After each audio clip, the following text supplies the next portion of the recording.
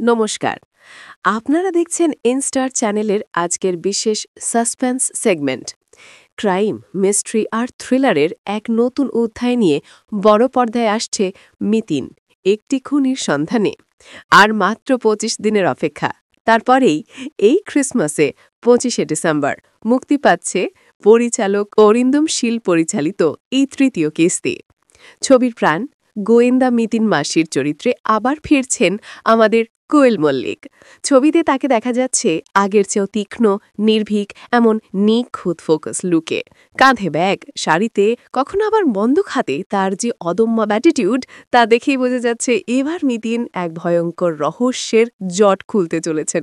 আপনাদের দেওয়ার শুটিং ফ্লোরের ছবিগুলোতেও সেই রোমাঞ্চের আভাস স্পষ্ট। গৌরব চক্রবর্তী তার চরিত্রের দারুণ উপভোগ করছেন, আর অ্যাকশন ডিরেক্টর সুনীল রড্রিগেসের উপস্থিতিতে অ্যাকশন সিকোয়েন্সগুলো এবার অন্য মাত্রা পাবে।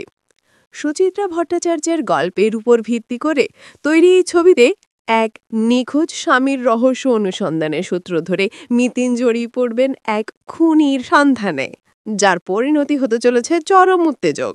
গোয়েন্দা প্রেমী বাঙালি দর্শকদের জন্য এই ছবি এক দারুণ ক্রিসমাস ট্রিট হতে চলেছে।